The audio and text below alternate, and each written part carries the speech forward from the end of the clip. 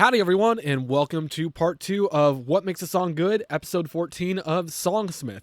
Today we're going to be picking up where we left off in the last episode, talking about objectively, non-objectively, kind of what makes a song good, regardless of genre, taste, preference. What are some of the main points and parts of a song that, as long as you do these things correctly, make a good song? So, with that being said, let's dive right into today's episode.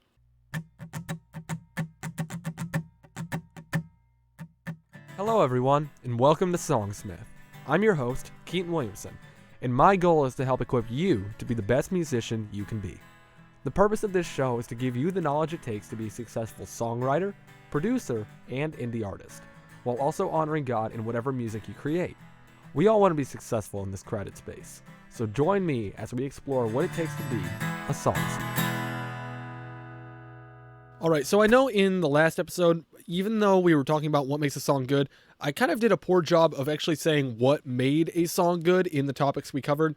So for example, we covered the idea, the foundation of a song, which again, if you want to learn more about that, I'll point you over to episode 4, which is all about the idea process. I'm pretty sure it's episode 4, but look for the episode titled I Have an Idea.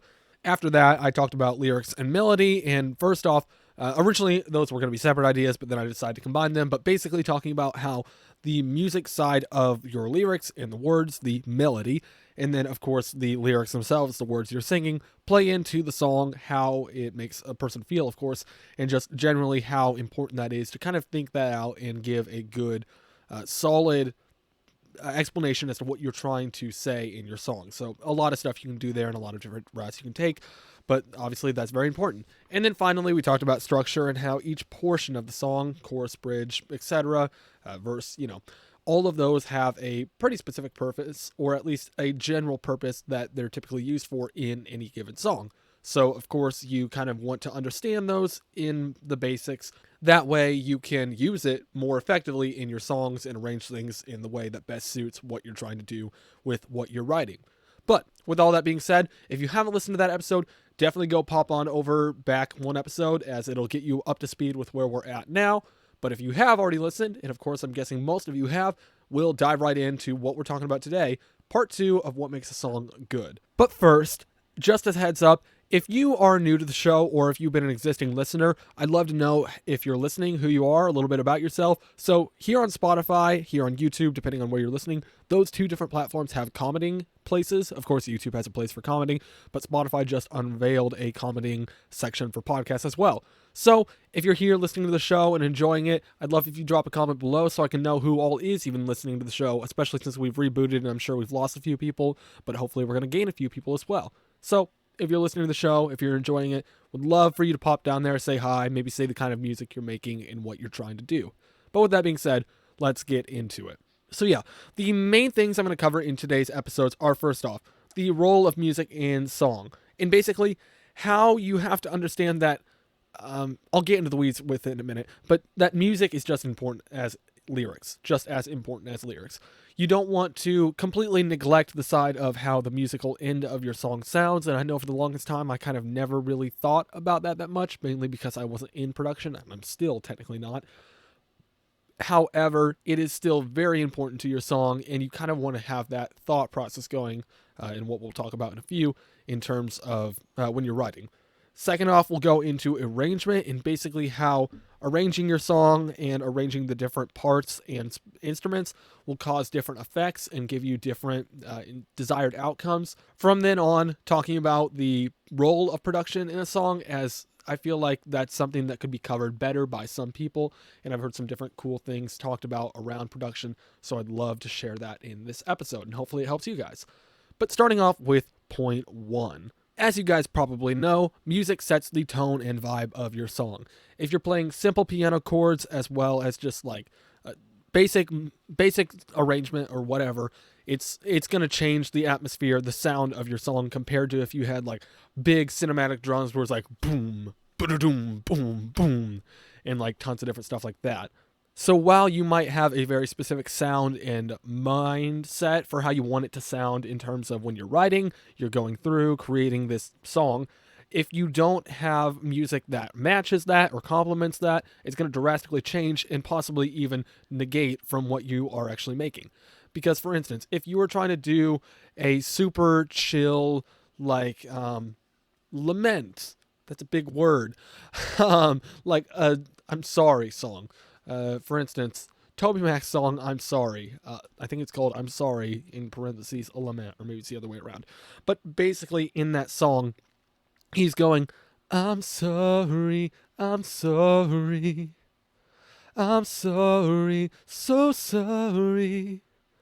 And then he goes into like a sort of monologue, not monologue, but like it's a spoken word type of thing for the verses, and then it goes back to the chorus. It's a really good song. I'll link it below, as I normally do for most of the songs I talk about. But if that has like a very piano, and then the bridge, it builds a little bit, and it's got like some epic chorus and almost got that cinematic feel to it. But if we were to do some like synths and some, I don't know, retro stuff, throwing some rock drums in there, it would have a very different sound. And while it could still be a cool and interesting song, you're going to give a very different tone. And that's one of the things you want to think about. Obviously, we'll get into the production and like different things with that in a minute, and it kind of overlaps with this section. However, in basics, what you are trying to do with the music is complement what you have written. You want to kind of understand, hey, so here's the emotion I am trying to do. And here is the feeling, the ideas. There's a lot you can convey with the music behind it. And then start to piece together, okay, so if I want this, what's a good tempo for it? What is a key that would match that? Because sometimes even people will write something in a certain key and then transpose it, being like, hey, this would fit better in X, Y, or Z. So if you have something you like lyrically and it's in one key, don't be like scared to transpose it to something else if you feel like that might fit the mode better, the mood. Yeah. Also taking into consideration the genre you are trying to do your song in, as well, all your music might be in one genre, or you might be an artist that bounce between genres from song to song, or you have different artist projects. Regardless, thinking about the kind of genre that your music is going to be in will very, very much determine the kind of instruments you use, the kind of sound you go for, all that kind of stuff. Like if you're going for that retro, I don't know, 80s vibe, 70s, 80s, 90s, it's going to sound very different than a country song or a modern worship song. So really taking the time to consider kind of how the music is complementing, how it's working in tandem with what you've written is going to be important. And sometimes that's something you're doing when you're at your DAW, your digital audio workspace, or sometimes that's something you're talking through with the producer that you're working with, whether you have your producer or it's just somebody that you hired out for the specific song or project. Those are things that you're going to think through, and oftentimes they're going to talk about with you because, I mean, if they know what they're doing, this is kind of stuff that's running through their mind. And hopefully you probably have some vision for that coming into it. Because a lot of times we develop those ideas, or might even have a couple different ideas we want to look at when we are writing the song. We're like, okay, this could be fun if it was a little sped up and had a little bit of a funky groove to it, or maybe if it's a little more mellow and chill and it was like dun dun dun dun dun dun dun dun dun. I don't know. I'm just going on now. But yeah, thinking about that during the writing process, and then that's when you start to develop and flesh it out. Don't be scared to try different things, especially if you are a producer. I would definitely encourage you to maybe get some basic, if you have more than one idea, take your song and maybe do 2 basic versions or 3 basic versions of some ideas you want to pursue. Maybe you have one idea where it's very electronic, very like EDM. And then another one where it's not as much like that, and maybe it's a little bit more chill, an acoustic take or something. And maybe you can mess around with that. You don't have to get too in the weeds with it, but mess around with those different ideas and see what you like best. And who knows, maybe you'll like them all and you can have like a small EP with 4 different versions of a song, because that's not even the biggest. I've seen like EPs of 8 different remixes of the same song. It's all fun. It's fun to try those different things. So don't be scared to experiment with different ideas on one song. It doesn't have to be locked in to one genre, feel, etc. But the moral of the story is, as you're writing, any good songwriter should be thinking about generally kind of some of the ideas of what genre you want this to fit into, what you're trying to pursue, trying to get out of this song. Because oftentimes that'll determine kind of how you write, certain words you use, certain styles, and then of course that'll follow along into the musical arrangement side of things, which is my unplanned smooth transition into the art of arrangement.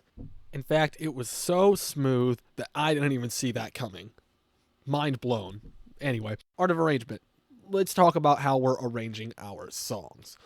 So, a quick dummy's guide to arrangement, not calling you a dummy, calling me a dummy, because this is just like my broad overview and understanding of arrangement. It's basically how you're taking different instruments and different sounds, all these different things to help compile the song, the lyrics, music, vocals, everything, into that track, creating the song you have. Or if you're in a DAW, you might hear of an arrangement view. In fact, that's what I'm looking at right now, where I can see all these different tracks as I'm recording. Obviously, there's only one because it's just my voice. However, in an arrangement view, you're seeing all these different instruments, all these effects, all these different things that you've put into making the song what it is. So if that doesn't make sense, here's the short. All the instruments and vocals combined to create your song. That is the arrangement. There's different ways to arrange things. And for instance, if you have a song called, Great Things by Phil Wikham, and you hear it on the radio, then your church plays said same song, but it sounds a little bit different. It's probably not just because the singers aren't Phil Wikham, but also because your church may have arranged it differently. You may not have all the same instruments, or you guys might be doing something a little bit more simple, because sometimes certain worship songs are a little bit woo in the recording, but you need to tone it back or have a different vibe or something you're going for in your church. So that's where you would take the instruments and maybe change the drum beat, or do something a little bit more simplistic, or not do all the fancy riffs on the guitar, that kind of stuff. Changing it up, maybe having same or different instruments or different ways of playing the instruments. At the core, the same song is still the same. Normally the melody is still there, even the same chord structure can be applied, but how you fill that song out can look vastly different. That's why, like, if you hear epic cinematic version of Pirates of the Caribbean times Star Wars by Samuel Kim, then that is not like the original song, or not even, let's not do a mashup. Even if we just took like epic arrangement of the Force Awakens theme, right? That's the actual song, right? Yeah, which is basically just a version of the Star Wars theme. But that's where it's like they're taking different instruments and playing a lot of the same stuff, but using different instruments, different speed, all that kind of stuff to build out a different sound to the song. With that overly long, needlessly long explanation, how does that affect us? How is that affecting what we're doing during songwriting? Well, I'm going to talk about this in two different ways. One is that sometimes you've got the singer-songwriter who's also a producer. So I know a lot of different artists that take their ideas, and it first starts off with music. They're like, okay, I want this vibe, I want this sound to it. So they start building out that arrangement, those different instruments that they want to fit that vibe. And sometimes they might have almost an entire track, and that'll need still some more work and some stuff done to it, but then they write lyrics on top of that. So as you're building that side of the song, obviously arrangement is going to be kind of in your head. Again, rounding back to the whole role of music in a song, what kind of vibe or perspective, what kind of sound are you trying to get across in the thing that you're writing? If you're looking for something super cinematic and something like that, you might have something more string heavy because it's like very flowy and very epic, and then you might add big drums where it's like boom, boom, da da da, boom, boom, boom, boom, boom, boom, da da da da da da da da. Okay, that'll probably get cut. But anyway, so yeah. But more specifically, arrangement is like choosing out the instruments that'll best suit, and also figuring out when they're going to come in, where they're going to come back out, when they're going to dial it up, when it's going to be pulled back. I think maybe a good example of this might be, obviously right now it's kind of Christmas time as the time of recording this episode anyway, and there's a song called We Three Kings, you probably know it, but specifically the version by Tommee Prophet and We the Kingdom. I'll link that below as well. In this song, it's very like, very kind of epic chill in the beginning. And you've got one vocalist in verse 1, and just some like cool music in the background, but it's not that big. And then it hits Star of Wonder, Star of Night, Star with royal beauty bright. And then through the rest of the chorus. And that's when they have like all of the singers of We the Kingdom and create this giant, like, I don't know if it'd be considered a gang vocal, but basically almost this epic choir, and the drums intensify, and you've got this like epic feeling, like you feel this surge of energy in the song. And then it like almost like zoop, like there's almost that sound to it, not obviously that cartoony, but where everything kind of like sucks up and tightens up again. and it goes like almost this rewind sound. Anyway, and it goes into the next verse. And it's a little bit bigger than verse 1. It's got a little bit more energy, as most verse 2s, or the verse following the chorus, has, but it's again toned back. You've got the lead vocalist, and then coming up toward, like, I forget if there's a pre-chorus or if it's just the end of the verse, it starts to build a little bit more. They have a second vocalist come in there, and then the chorus hits again, and everything surges up again. You've got more instruments. You've got just this big sound. There's more instruments. Everything's dialed up, not to 10 necessarily, but you kind of understand what I'm saying. And if you want to pause this episode, please come back. But if you want to pause this episode and go listen to that song real quick, Christmas time or not, that'll maybe give you a better perspective on what I'm trying to explain. And I'm sure you've heard it in 1,001 songs. Or for instance, I'm going to reference another song called Ups and Downs, but instead of it being the Forrest Frank song, it's actually a song by Jordan Blaine and Nitro X, or a part of their BLVRS project. So I'll link both the BLVRS project and the song specifically down below. Definitely go check out what they're doing there, because it is some amazing music, and they've got a lot more in the pipeline. So if you want to follow that whole thing, we've got the Nashvilleian and Canadian creating some epic worship pop music. So yeah, but in the song Ups and Downs, it's like,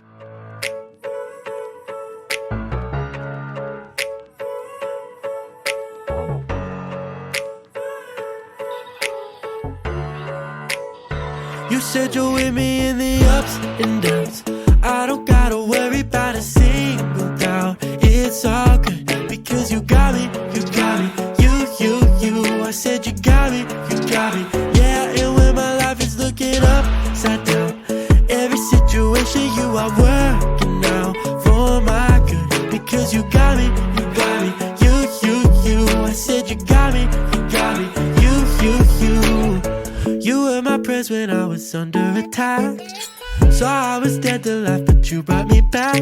And in the comfort of your warm embrace, I felt my burdens just to see the ground. So when the mountains turn to valleys once again, oh help me not forget. You said you're with me in the ups and downs. I don't gotta worry about a single doubt. it's like this just bouncy little groove with the piano, but it's kind of like da-da-da. And then he says, "You're with me in the ups." And then when he kind of goes downs, that's when the music hits and it's like the groove starts again. So just like those different pauses and whatnot, which also kind of ties into how interludes, outros, intros, that type of stuff plays into it. Understanding when to have a break or change in the music can make a whole different tone. For instance, like I was talking about with Jonny Diaz's song, Breathe, the speed and the changes in music where it's like, da-da-da-da-da-da-da-da-da-da, and then it gets to the chorus and it's just, bo, bo, do. That change obviously gives a very different feel than if it was like, and you kind of hear that in the alternate chorus where it's picked up, but it's a change. Anyway, I'm not going to sound redundant. You kind of understand what I'm meaning. Pacing and arrangement of those instruments causes a very different vibe, which, so we can keep moving through this. Some of the other things to think about are pulling in or pulling out instruments. If you want something that's very chill in the verses, or the chorus vice versa, where one part of a song is more energetic than another, consider just panning things back, bringing things out of that production. Maybe keep it really simple with some piano, pads, and guitar, or whatever that vibe is you're going for in the verse. Then when you get to the pre-chorus, you can add in, maybe fade in some instruments, or you start to add a little bit of like complexity there, and then the chorus hits, and that's when you add like a full band. You got the drums in there, it's like groovy or whatever. Understanding how those things come in and out of the song. I'm not a production expert, but just kind of, again, if you want a certain tone to your song, you need to then think about, okay, when are these things coming in and out? What are these instruments specifically doing? Are they complexifying? Are they just filling in gaps where it's just a little bit, it needs a little something in the background? What are they doing? And if I put them in or pull them out, how does that change the dynamic of the song?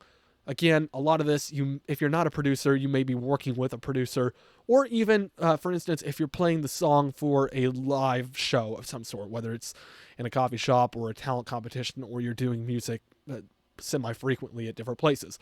Understanding that when you had the song written and then go about playing it, how you might have just like a simple drum beat in the verse if you just want something to have percussion, and then you move into the chorus where it like complexifies and adds that energy you're looking for.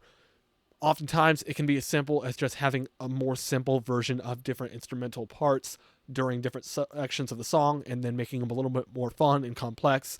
You don't want too many complex things where they're clashing, like a super big guitar riff, a keyboard riff, and I don't know, a ton of other things where they're competing with one another. You need to know how to work those together. But of course, thinking about those things when you're playing also changes it. Similar to how a worship team might do that kind of stuff. So if you want a little bit of learning in terms of how that works, either join your worship team, which I have a whole episode about why that's a good idea, and then also just kind of watch them. Maybe you can sit in on a practice and just kind of see how they go about doing that, because oftentimes the worship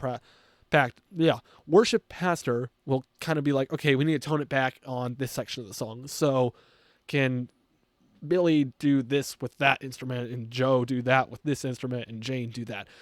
You know, that kind of stuff. All of that contributes to what is being done with the music.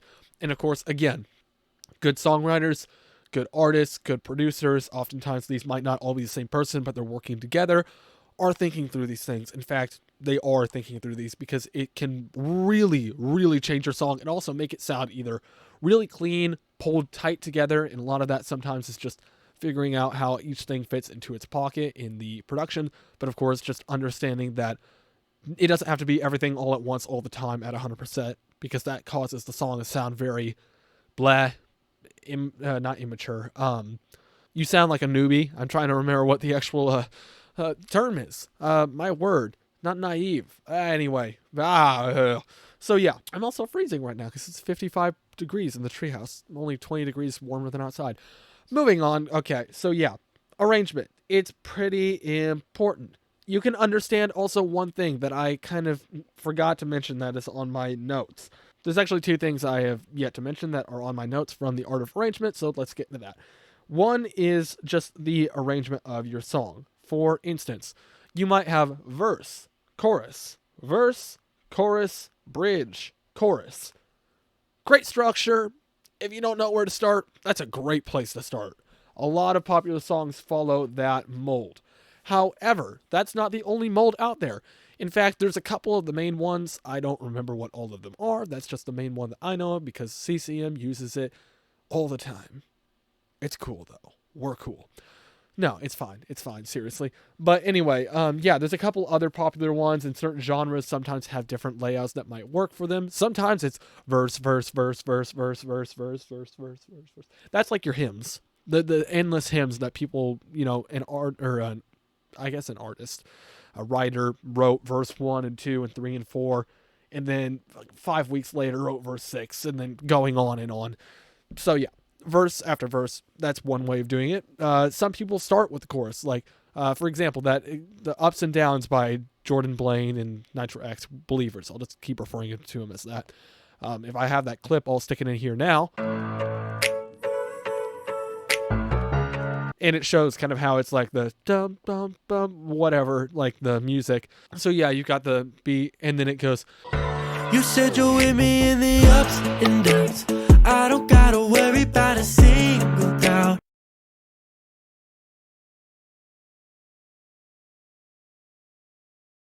And goes through the chorus and then moves into verse 1. So yeah, arranging the song in different ways, and again, understanding the structure of the song. Kind of, this is talking about again what I did last week or 2 weeks ago, whenever that released, and understanding how each part fits into the overall tone and vibe and what it's doing, and then you can take that and spin things around. And sometimes you might even be like, okay, verse, chorus, bridge, chorus, and you're like, well, verse 2, I kind of want there to be 2 verses before the chorus. In verse 2 that I have doesn't really work there, so you could take the verse 1 you have and then write a new verse 2 to go after it. Then you have chorus, and your old verse 2, it stays where it's at, but it's now verse 3. If that doesn't make sense, it went from verse 1, chorus, verse 2, chorus, to verse 1, verse 2, chorus, verse 3. Nothing changed. You just added a new verse in between 1 and chorus. But yeah, tons of different things. You can arrange things in different ways, have a bridge more than once or different bridges, outros that are bridges. A lot of bridges. Yeah, you get the point. I'm driving it into the ground. Intros, interludes, and outros. Very brief.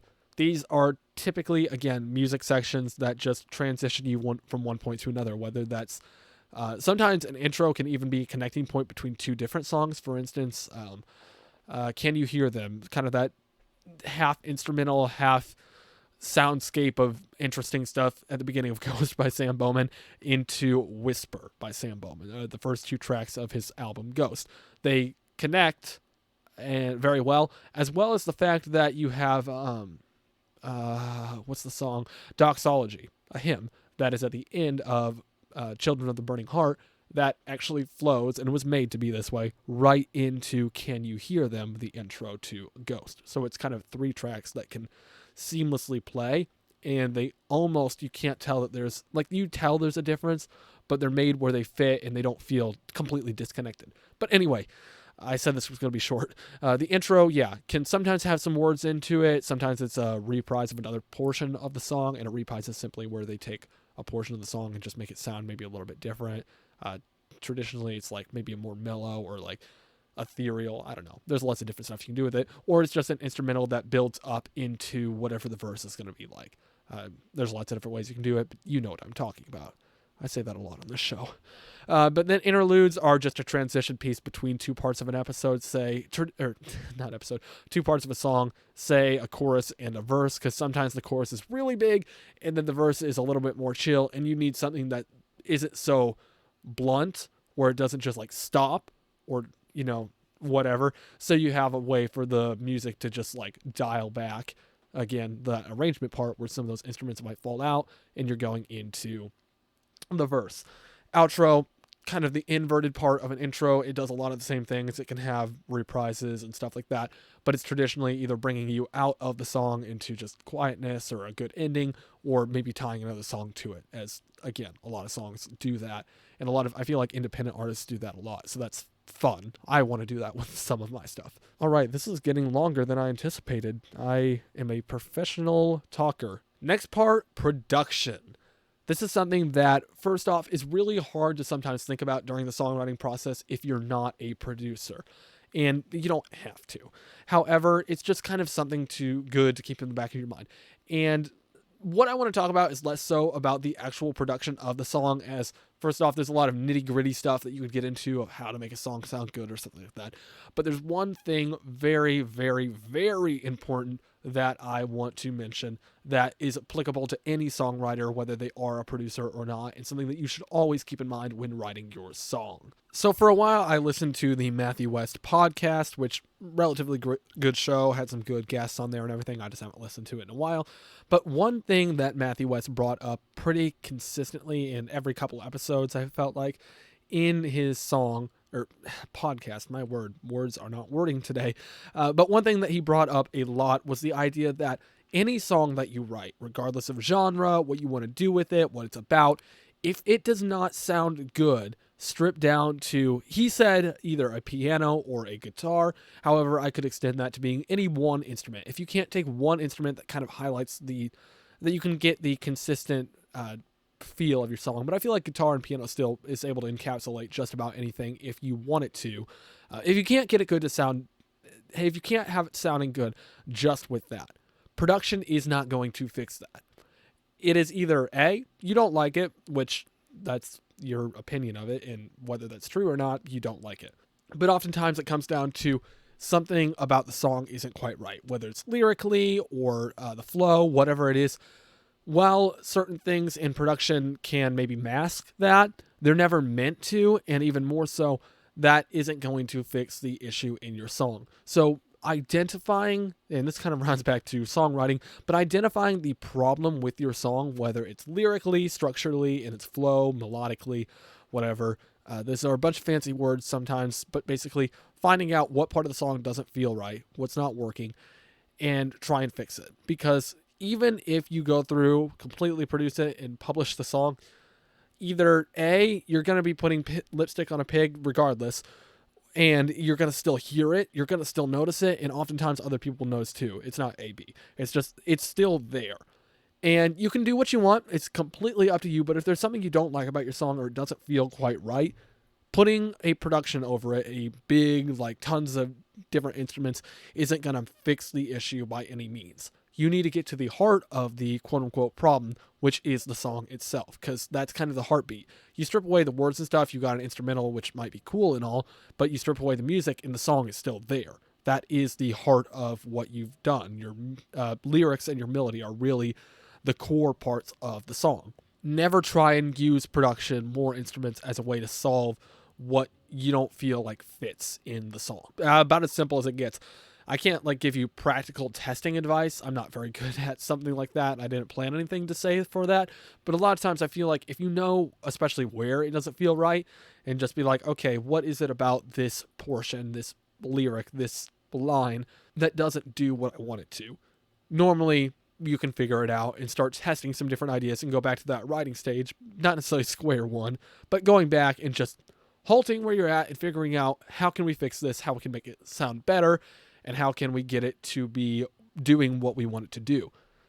And then moving forward, let's say we have the perfect ideal song. It's completely the way we want it, sounds great with just some chords or a simple flow on the piano or guitar, or maybe both. Totally up to you. But once you have that, then you take it to the production side and you've produced the song, or you've worked with someone to produce the song, and something's not sounding quite right. You can go back to that troubleshooting stage, and it's still, the song is fine, but now you're troubleshooting the production. Maybe something doesn't quite click the way you want it to. Sometimes that might be something's not lined up the way you want it to, but that aside, if it's not sounding the way you want it to, maybe try some different instruments. Maybe try a different genre or a different mood. There's a lot of different things you can do with it, and you never feel like once it's written, once it's made, it is done for. It can't be touched, because that's like the worst idea you'd have. You want songwriting, anything is able to be changed at any point. You're able to do what you want with it.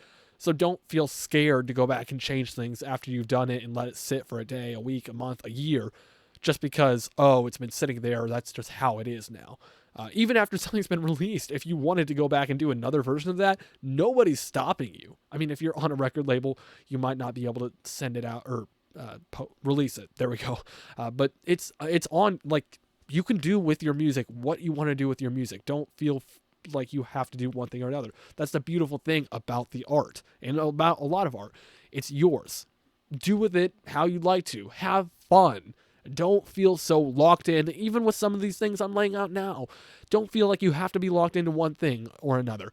For instance, No Matter. He does a lot of really different stuff with his music compared to what mainstream artists that I listen to, or even some of the independent artists I listen to, do. There's a lot of other people who do stuff just like him, but sometimes it's like the soundscape of just like sound. Like there's music in there, there's lots of music, but he's giving you like this, I don't even know how to describe it. It gives a very different tone and vibe, and it's like you're immersed in this different world at different points. The overall feeling of it is very different from most songs that you're going to listen to, and it's cool, and he enjoys doing that. So if you're having fun doing what you're doing, don't feel like you have to follow every rule, every little thing that somebody says. For instance, if somebody's giving you advice is great. Good, bad, indifferent, whatever. Any advice, take it. Don't take it to heart, though. Just use it. Learn from it. Whether it's something you want to apply to what you're doing or not is fully on you. You get to take that advice and run with it. Do with it however you please. Any advice given to you is just another piece of information in your tool bag, and you can use it as you wish. Don't get defensive when somebody gives you like really crappy advice, and don't get elated when somebody gives you like, oh, this is perfect and amazing. Just take that as information. You can obviously like say thanks or whatnot, but don't take everything too much to heart, and rather just internalize it. Think it through and understand what is being said about your music, what's being said about your craft, and don't kind of like, okay, is this person being genuine, or are they being like just passive aggressive? I mean, like, they're not passive aggressive, just being like mean and a jerk and being like, your song's crappy, or they're kind of not telling you the whole truth and just like making it sound like your song's the best in the world. Just internalize it as information, understand what each piece of advice is coming from, and then you can use that as a tool in your toolkit in future writes or anything you want to do to that song as you're going through the process. But now that I'm off of that tangent, basically, let's refocus what we're doing. Basically, the production point. The main things we're covering are that, first off, production is not made to mask what you isn't good in the beginning. If it's a bad song at its core, it's still going to be a bad song, even if it's got the best producer in the world on it. You want to address any issues that you have with the song before you start production. So if you have that all sorted out, then you can get into production. And again, this is overlapping with arrangement, but then taking into consideration, here's what I want to do with it. Here's how I can do it. Basically, everything I'm saying are loose guidelines. Music is meant to do what you want with it. You can have fun. You can do tons of different stuff with it, and don't feel locked into a specific set of rules, because when it's not fun, it's no longer worth it. If it's just being done for money or some other thing, you're going to get tired of it really, really fast. You want to do it because you love it, because you enjoy it, because it makes you happy, not because it's just like, you don't want to just follow this strict set of rules as if it's just another task or chore to do. So yeah, those are kind of the main things from production, and my tangent about taking advice. So that one kind of fell apart quickly in terms of the main point, but it's still good stuff. Hopefully you took something away from it. In conclusion, a couple things, just like an overview of everything we talked about thus far. The music just enhances the song's message and atmosphere. Again, to sound redundant, it's the core of the song that matters. If you don't have a good start, while the production might sound great, the heart of the song is still going to feel off and maybe not fully live up to the potential you want it to. Production is not about masking or changing things that you don't like about the initial part of the song, but rather a way to highlight and draw out certain aspects, bring forth certain emotions, etc.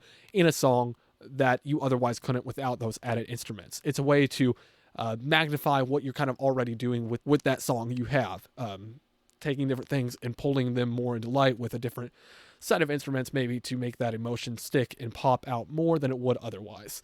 It's not meant to change what you have in the beginning. While the vibe can be a little bit different based on the production choice that you do, it's still, again, the same song at the heart of it. And finally, any piece of advice that you're given as a songwriter in any aspect of the journey, don't take it too much to heart, but rather just take it as strictly information. You can categorize it as maybe information that was given like very thoughtfully, or maybe somebody was just kind of saying it in a not a very nice way, or maybe they were not fully honest because they were just trying to make you feel good. But kind of like internalize that and think about it, but don't let it get too heart, actually. Almost don't internalize it. Just think about it. Let it turn over in your mind, and then if you want to act on some of that advice or not, it's completely up to you. But take it as information. Don't take it as the make or break to your music. Finally, one thing that I almost forgot to talk about is the fact that I know that a lot of people are great songwriters, but not producers, and there might even be vice versa. I'm going to mainly speak to the songwriters right now in the fact that if you're a songwriter, one thing you might want to think about is that, first off, if you're a songwriter and know how to produce some, then go for it. Have fun. But be discerning. What is the kind of thing that you want to do with your song? What are you good at? Do those two things align?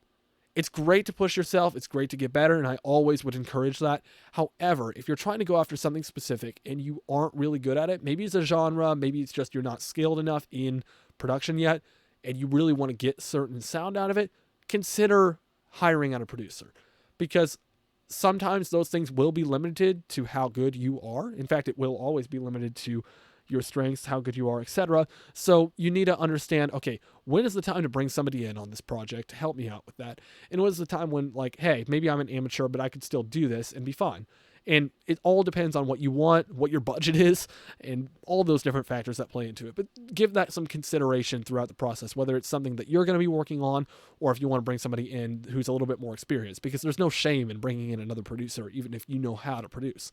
It's still fun. They're still cool. There's a lot of great guys out there that can help, guys and girls, that can help bring your vision to life. So if you feel like you're not skilled enough to do a certain thing and maybe can't learn that skill fast enough for when you want it done, bring in somebody else if you so can.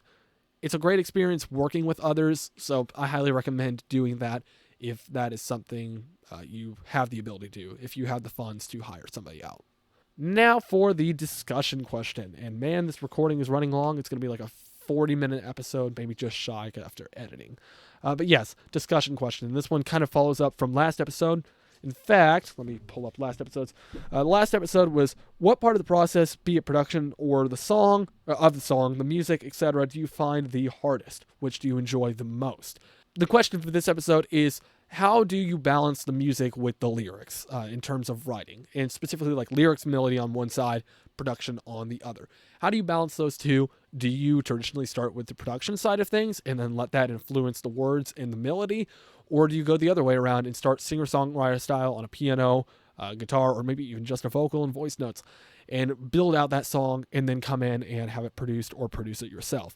Which side of that do you start on? Is there some challenges if you've done both ends of the spectrum? I'd love to hear about it. So again, drop that information, those thoughts in the comments below on Spotify or on YouTube, or if you really want to, DM me or on Instagram or email me. All that information is always down below the episodes in the show notes. And with that being said, that is another episode. Thank you guys again for tuning in to episode 14, part 2 of What Makes a Song Good. I hope that all of this information really did help you, and I guess you guys are the judges on if I did a good job of explaining what makes a song good. A lot of it was just kind of breaking down these different topics in broad-ish detail to give you an idea of the different things that people are thinking about, different songwriters, very successful songwriters, are often thinking about during the songwriting and production process. Again, full disclaimer, I'm no expert. I've not even released a single song yet. However, these are a lot of things that you can think about whether you're a veteran songwriter or someone just getting into the process. So again, I hope that this information helped you and that it makes you maybe think a little bit more like a professional songwriter and one who's maybe had some Grammys, some great hits. If you guys enjoyed the episode, definitely consider following on any of the platforms such as Spotify, Apple Music, or subscribing on YouTube. It'd be a huge help and it gets the word out there. I'd love if you guys would share this with other people. It really helps grow the show, as that's one of the biggest ways that we're going to get more audience and, of course, build the community that we're working on. If you want any specific types of episodes or certain topics covered, make sure, again, to drop those in the comments below or message me on email or Instagram. I thank you again for tuning into both parts of the episode. If you didn't tune into both parts, however, definitely go back and listen to the first part, episode 13, as it was a very, very good episode, in my opinion anyway, and it ties everything together that I was talking about today a little bit more seamlessly, so you can have both the production and songwriting sides of the process. Thank you guys for listening, and as always, keep on writing.